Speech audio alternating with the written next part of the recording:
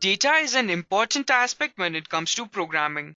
Storing it in the right way and managing it makes it easier to access and perform operations on. So how do we achieve this? We use something called as data structures. Hi guys, my name is Akash from Edureka and welcome to the session of data structures in Python. Let us go through the topics we shall cover in today's session. We shall start our discussion with understanding data structures and why they are essential. Moving ahead, a deep dive into data structures which are built-in and user-defined in Python. Built-in data structures comprise of list, dictionary, tuple, and sets, whereas the user-defined structures are stack, queue, and many more. So I hope you are clear with the agenda. So the first topic for today, what is a data structure? So as the definition suggests, it is a structure used to store, organize, and manage data. It helps in better access to the data, which in turn reduces the time required to solve a problem. So, why is a data structure needed? Let us understand that with a simple example. Suppose you are at your workplace where you have your devices, cables, access points to ports set up according to your requirements. Your brain has imprinted this setup into itself, and so if you want to access a port or something else, you can do that very quickly even in a crowded setup, as you know what can be accessed from which part of your setup. But what if something is missing or some place of your device has been changed? It enrages you and you take more time to find out how to get your work done. Now the worst case, you do not have any setup and all your devices are arranged randomly. It is infuriating when this happens because you waste time in finding out what you need. The same goes for data on a computer too. It needs to be arranged in a certain manner so your computer can access and perform the operations you want it to. Data structures can help us achieve this form of storage and access, and that is the reason they are so important. Now, having understood the importance of a data structure, why don't we move ahead and find out the different data structures that Python has? Python has implicit or built-in support for data structures that anybody can use, and they also have powerful functions to work with them. The built-in data structures comprise of lists, dictionaries, tuples, and sets. On the flip side, Python also supports data structures that can be written by users. Python supports arrays which can be used to build many data structures. The most common are stack and queue. We have trees, linked list, hash maps, graphs. Let's go ahead and discuss each of these data structures one by one. So firstly, let's begin with the built-in data structures that Python has. Python has 4 data structures which are namely lists, tuples, dictionary, and sets. Now, for the purpose of the tutorial, I will be using PyCharm. So I hope all of you have PyCharms installed into your system. So let us go ahead and understand the first data structure, which are lists. Lists are basically used to store data in a sequential manner, and they can have heterogeneous data types also in them. Lists are mutable, meaning that you can have different types of data and you can even change that data according to how you want it to. So let's go ahead and execute a program so that you can understand lists much more better. Let me go back to PyCharm and let me create a new Python file over here. Let me name this as lists. Enter. So now how do you create a list? It is basically list1 is equal to square brackets, and that's it. You have created a list over here. Let me go ahead and run this program for you guys. This right here is an empty list. So let me go ahead and populate some data into this. So let me say it is 1, 2, 3. And let me just add a string over here so that I can show you how you have heterogeneous data types that are supported by lists. And let me run the program again. Sorry, I have not printed anything. So print list1. Let me run the program. So as you can see, this is a list which has 1, 2, 3 and Edureka. So let's go ahead and learn how to add data elements into this. So we have either the append, we have extend, and we have the insert function. These are the 3 functions that you use so that you can add data elements into your list. Let's go ahead and add some data into our list. Let's say list1.append of 2. Let me just print list1. Let me go ahead and run the program for you. I'll be removing this print statement so that you do not confuse anything more. Let me go ahead and run this. So as you can see, I have 1, 2, 3, Edureka and 2. That means 2 has been appended over here. Now let me go ahead and add 2 elements into this. So if I want to add 2 elements, I have to make sure that I give it as a single element. So how do I give this as a single element? I give it using the parentheses or square brackets, anything that you want to. So basically you are trying to give another data type into the append function. So let me go ahead and run the program. As you can see, 2 and 0 has been added. Now let me go ahead and use the extend function, list1 dot extend, and let me give the same values, 2 and 0, and let me run this again. So you can see the difference what append and extend functions have.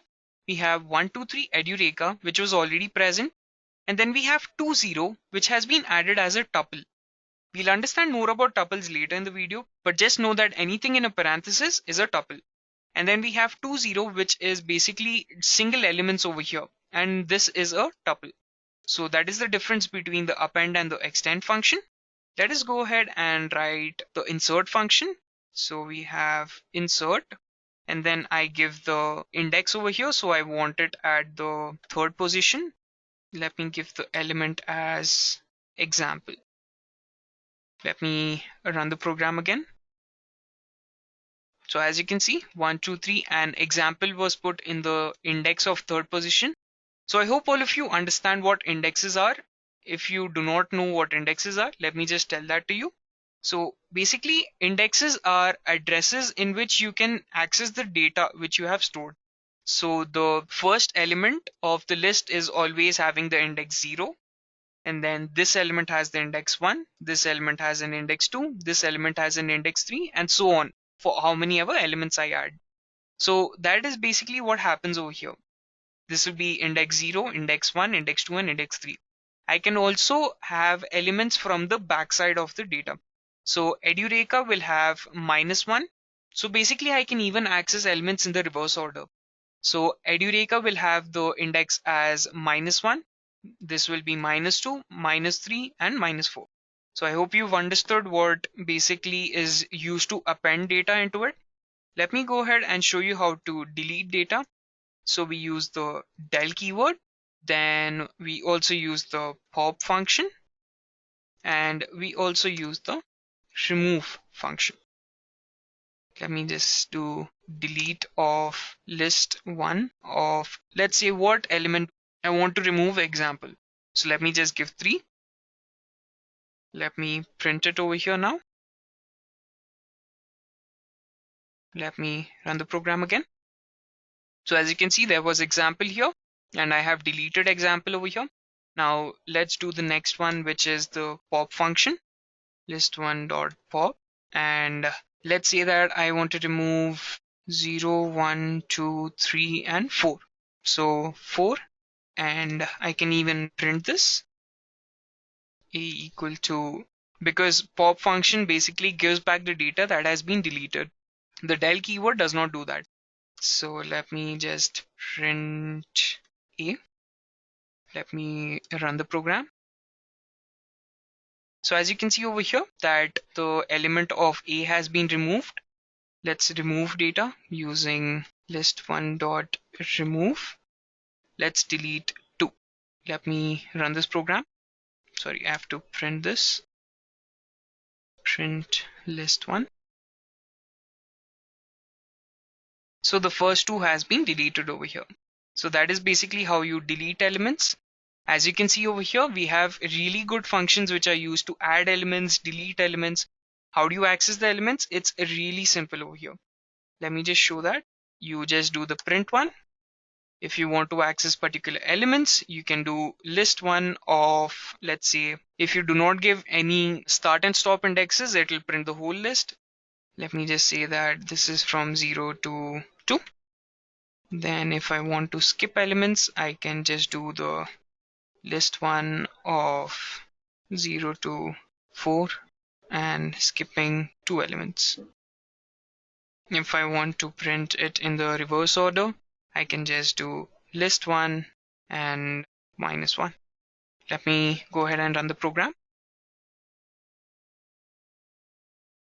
Yes, as you can see, I have 1, 3 Edureka 2, 0.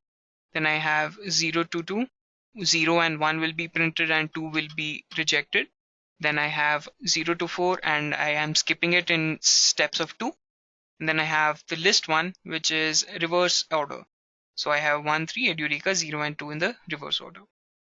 Let me clear all this up. I hope you've understood all of this, because I'll be adding a new function which will require data of same elements to be there. So let me just say list1 of 1, 2, 3, 65, 1, 2, 546, 0. So I have two methods over here which are sort and sorted. So let me just show what sorted does. So let me write sorted of list1. Let me run this. So as you can see, the output is giving me data in the ascending order, but the actual list data has not been changed. So let me print this again. Yes, so as you can see, the original data of the list has not been changed. If I actually want to change the original data list, I would have to use the sort function. So I do the list1.sort. So that means if I want to sort it in the descending order, doing the reverse is equal to true. And let me just print the list1. Let me run the program. So as you can see, data has been sorted in the reverse order. We have another function which is used to find out the index of a particular element. So let us go ahead and find that out. So let's just say that this is list1 dot index of 2. Let's go ahead and print this. As you can see that this is at value 0, this is at value 1, 2, 3 and 4. And that's the reason we have obtained the value as 4. Let's go ahead and find the count of a particular value. So it is list1 dot count of 12. Let me go ahead and run the program. So it is saying that 12 has been occurring once in the list. So that basically wraps up the functions of list. I hope you've understood it much more clearly. Let me go ahead and delete the program. What are tuples? Tuples are basically the same as lists. The only difference is that they have parentheses and they are not mutable, meaning that you cannot change the data in the list. So let's go ahead and write a program for that. So let me just call this as tuple. Now let me write a tuple over here. So I have tuple 1 is equal to 1, 2, 3. Let's go ahead and print this tuple.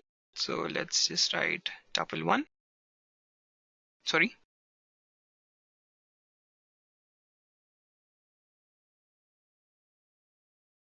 So as you can see, we have 1, 2, 3. And then it's basically the same functions. So how do you add data into the tuple? You do that using concatenation. So tuple 1 is equal to tuple 1 plus adding another tuple. So let's just say this as 4, 5, 6. Let me print tuple 1. As you can see, it is 1, 2, 3, 4, 5, 6. Now, if I want to change any data in my tuple, I am not able to do that. Let's just check that out. So let me just say that tuple 1 is equal to, and you can see it is already giving me a warning saying that tuples do not support item assignment. So I cannot change data in the tuples, whereas this would have been legal in a list. Let me show you the difference. So if I had a list, say list1 is equal to 1, 2, 3, and I want to change list1 of 1 is equal to 5.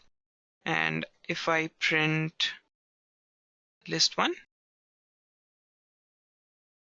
so as you can see, I have declared 1, 2, 3 over here, and I have changed the value over here, but that is the reason I am getting 1, 5, 3 over here instead of 1, 2, 3.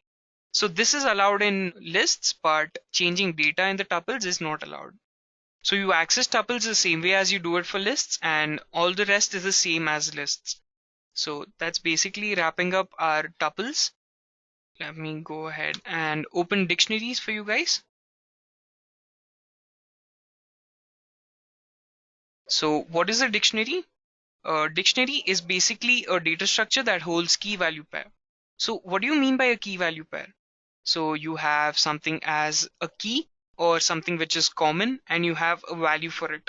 For example, if you have your name or the names that are stored in a company, they may have one particular first name or last name. Those are basically keys. And the values that you enter for those, that are basically key value pairs. So what is a key value pair? A key value pair is basically a key and a particular value for it. A key may be something like the first name or the last name in a company, and the other names that you enter for those are the values. Let's go ahead and write some programs for dictionaries.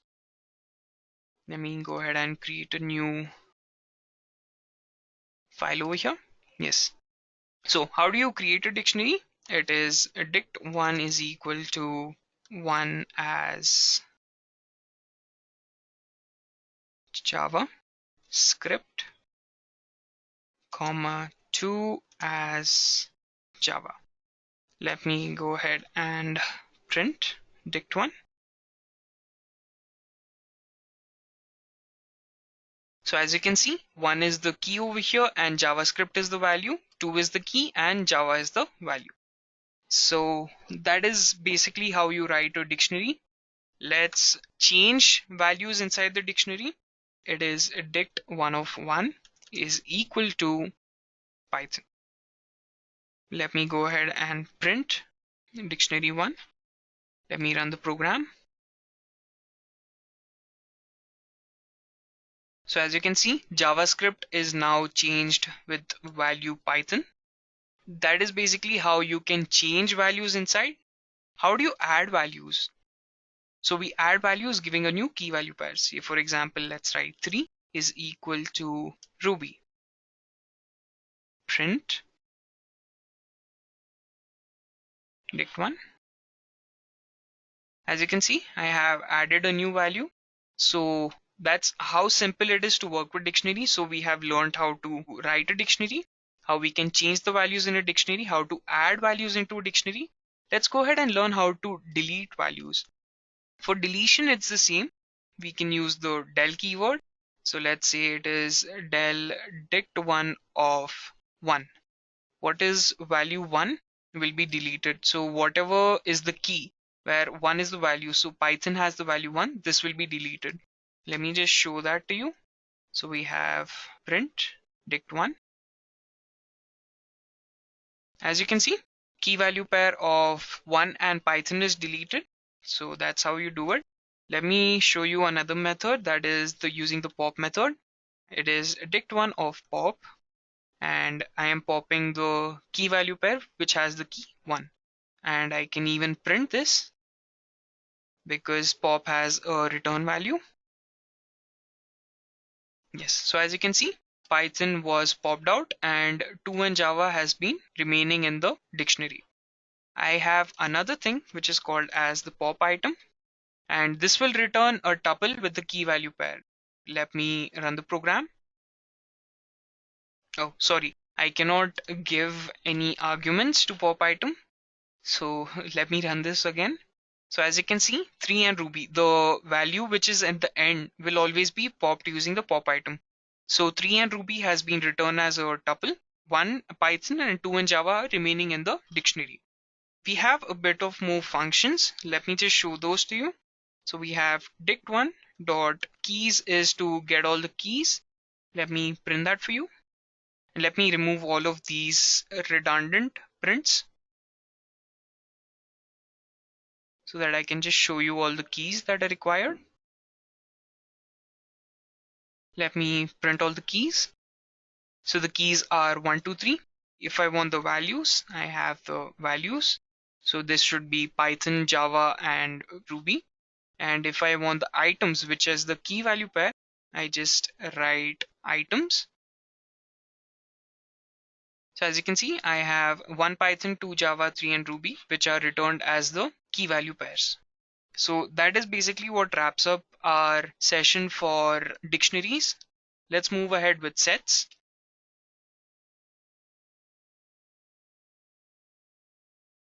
So let me name this as sets. So if you are familiar with how a set works in arithmetic, it is really easy for you to understand what sets are in Python. So let me go back to the presentation. So as you can see, sets are an unordered collection of unique elements and they are mutable.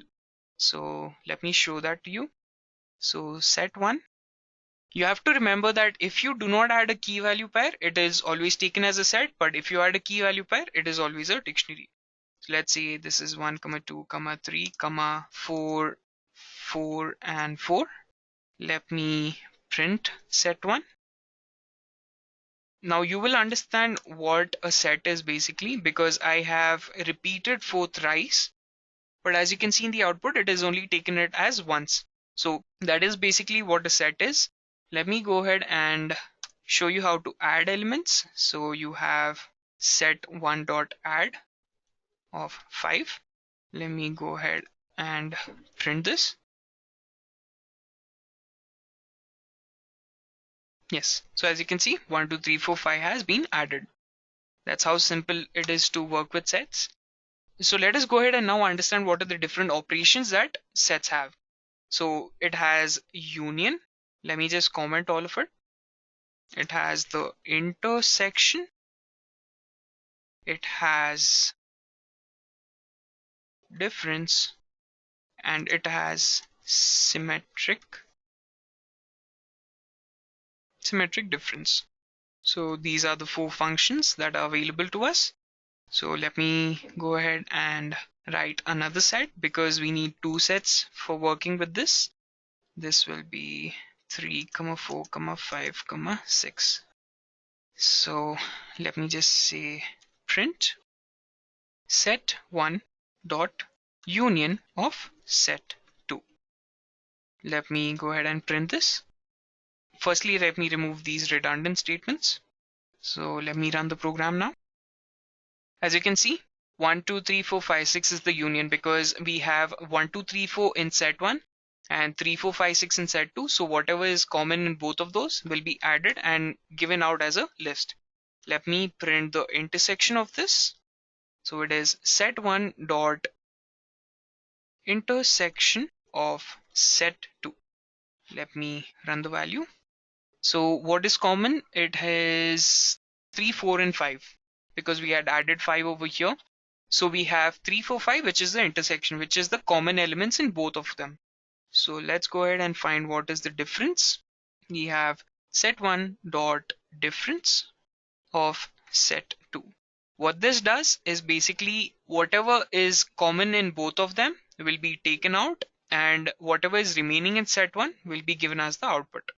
So it should be 1 and 2 right now because 3, 4, and 5 are common. So 1 and 2 has been given as the output to us. Now, what is symmetric difference? Symmetric difference is the same as difference with the one change that both the elements of the sets will be given as the output. Whatever is common in both the sets will be taken out and whatever is remaining both the sets will be given as the output. That is 1, 2, and 6. So I hope you're clear with how sets work, and that basically wraps up all of our inbuilt data structures that we have with Python. So now that we have finished all the inbuilt data structures, let's move ahead to the user-defined data structures that Python has. So as you can see, these are the different data structures that Python supports. We have stacks, queues, trees, hash maps, we have graphs, and linked list. So you would want to know that we will not be doing a tutorial for hash map because hash map is basically what dictionary is. So repeating hash map and dictionary is of no use. And basically they have the same application, and that's the reason I won't be showing a demo for that.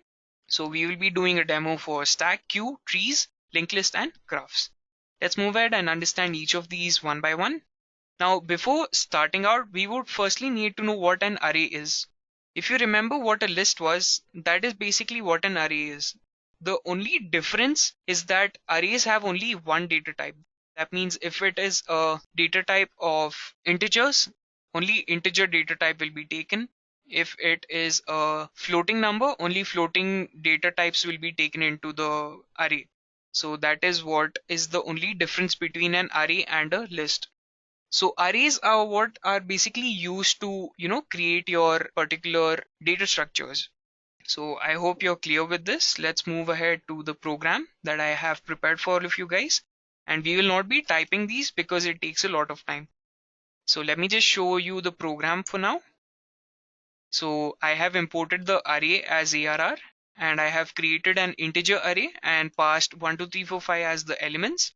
And then I have the while loop in which I'll be performing the certain operations. So let me go ahead and run this program for you. Yes. So as you can see, let me write my first choice, that is printing the array. So I already have an array which is 1 to 5, right? Now let me go ahead and add an element. Let me say this number is 10. Let me print the array again. So it is 1, 2, 3, 4, 5, and 10. Let me say delete the elements. So the value which was deleted was 10. And let me just exit out of here. That is basically what an array is.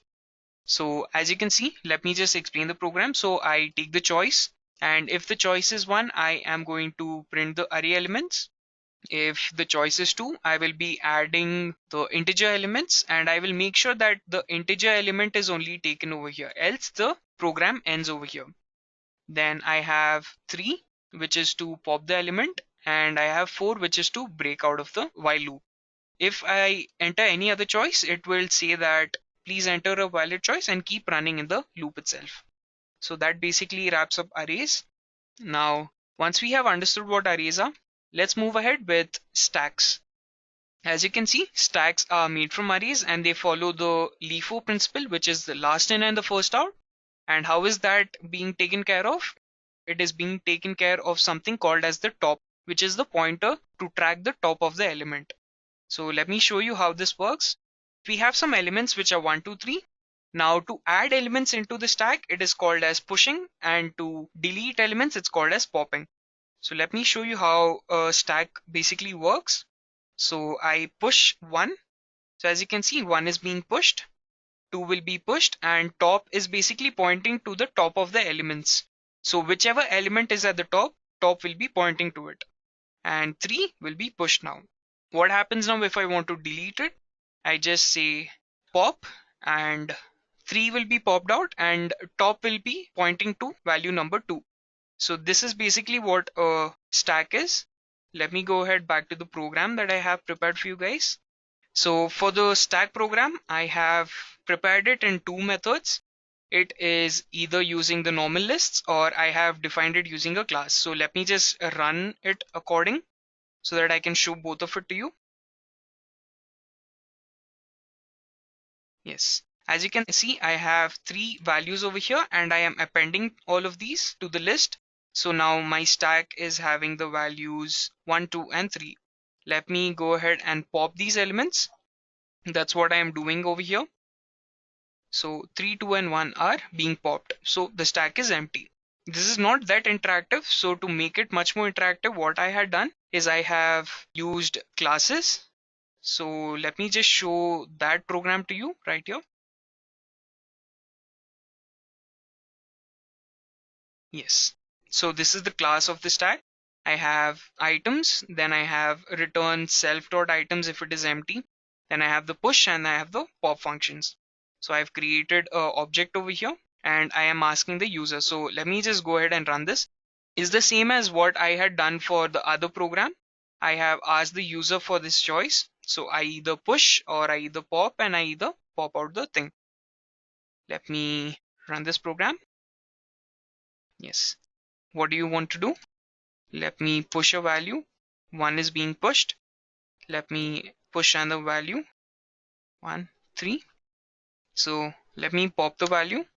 So the pop value is 3 over here. Let me pop another value. The pop value is 2. Let me pop the value. Pop value is 1. Let me pop it again, even though there is no item. Let's see what happens. It shows me that the stack is empty. Now let me quit from here. That is basically how a stack is being implemented in Python. Let me close this for you. Let's move to the next data structure. So the next data structures are queues. So queues are basically the same as stacks with one difference. that they follow the FIFO principle, meaning that whatever element comes first will be the one that will go out first. And operations can be performed from the front or the back, which is basically the tail and the head. So let me show you the enqueue process, which is to add elements into the queue. So one is added. As you can see, we have two pointers over here, which are head and tail are now currently pointing at 1. Now let me add 2. So tail is at 2. Let me add 3. So tail moves and points over to 3. If I want to dequeue is basically to remove a particular element.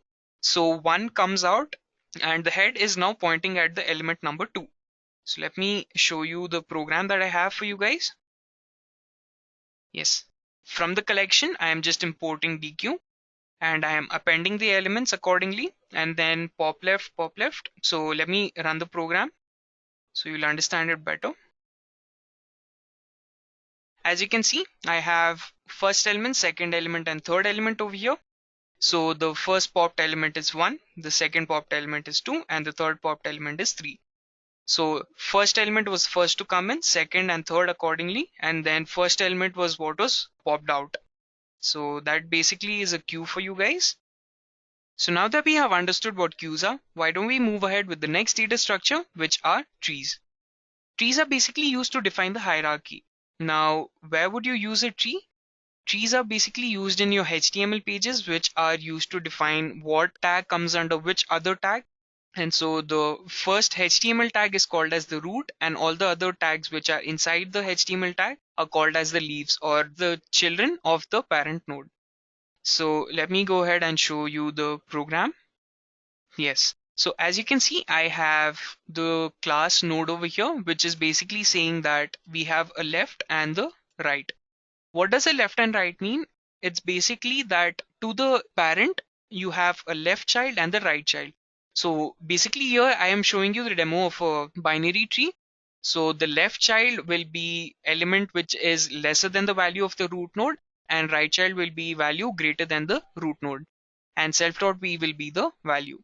So I just say that initialize the root with none, and if I want to get the root, I just say that self.root and return the value for it.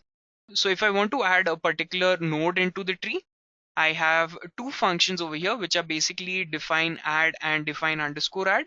What happens over here is, if the tree is empty, I will basically take that particular node and convert that into the root. If it is not, then I will recursively keep calling the function which is happening over here. So if the value of the root is less, I perform this function, and if it is greater, I perform this function. The same goes for find also. I will just say that if it is not none, I will recursively find the value, or else I just say that it is not found accordingly. So delete the tree. So I will just say that the self.root is equal to none and basically delete the tree. And then if I want to print the tree, I use this function over here, which is if it is not none, I just show that these are the tree values, and accordingly find out what are the values of the trees. And I have made this interactive, meaning that the user has to add inputs. So let me run this program. So as you can see, I will add elements. So I will say add 1, add elements, add 2, add an element, add 3, add an element, add 4, add an element, and add 5. So let me print the tree for you. So as you can see over here, the tree values are 1, 2, 3, 4, and 5. Let me now go ahead and search for an element. So let me say I am searching for 3. So it shows that it has found the value into the tree. Now let me search for something which is not inside the tree, right? So let me say that I want to search for 10 or 19 or anything. It says that the value is not found.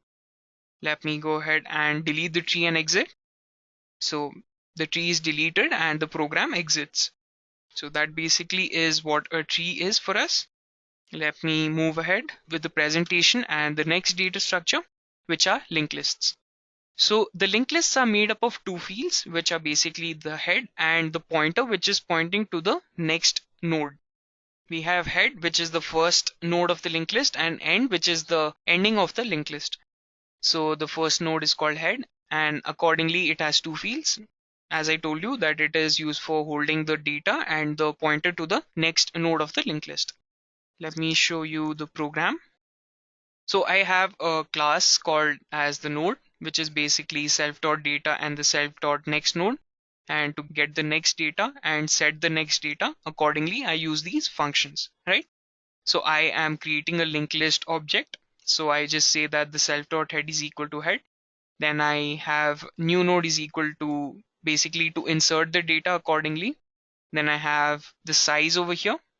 So here what happens in the insert is basically I have the new node is equal to node of data. I'm creating an object for it.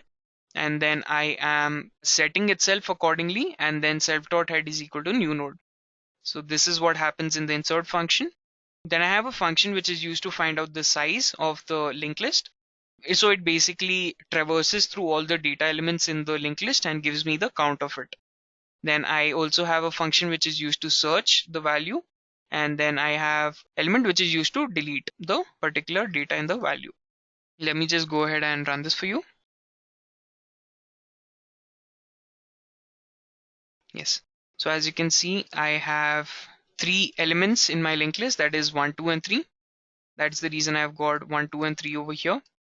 And then I am finding the size of the linked list. So to find the size of the linked list, I just had the size of linked list is 3 right now. And then I am searching for 1 in the linked list, and I do get the value in the linked list. So I have value is found, and then I have delete 1 and the size. So I just want to say that I want to delete the first element. So I deleted the first element, and when I print, I get 3 and 2, and the size of the linked list is 2 right now. So that is basically what a linked list is in our particular example. Let me go ahead with the next one. The last data structure that we have is graph right now. So graphs are basically used to show vertices and edges. So vertices is basically showing you a particular location. So where we use graphs is basically to represent geographical locations, right? So we have the green over here, which are called as the vertices, and the edges are basically the arrows from where we move from one part to the other. So these can be used to perform certain calculations where we can find the shortest path and all the other features wherever you can find it on a particular map. So let me show you the program for this. Let me close this. Yes, so I am just having the default dictionary which is being imported from the collections, and then I have graph is equal to the default dictionary of a particular list. Let me just say that I am adding an edge. So to add the edge, I have to have a particular element and the vertex. And so this is what is the function that is used to do that. And then I am to generate the edges. So basically I'm just showing that to a particular element, there is an edge that exists. So I have A to C, B to C, and so on. This is basically my graph that I have drawn. So let me show the output to you guys. So what output that I'm going to get over here is basically to show all the different edges that are between one to the other vertices. So A is connected to C, B is connected to C, B is connected to E, and so on accordingly. So this is the graph that I have generated over here. That basically wraps up all the different data structures that Python supports. Hash maps is also a data structure, but there is no use of going or creating a new data structure because dictionaries are basically what hash maps are. So I'm not showing a demo for you because I have already showed a demo for dictionaries. That basically wraps up all the data structures. I hope you have a clear idea of how data structures are used. So I hope you found this session very useful. Please drop a like button if you liked it, and thank you for your support. Happy learning.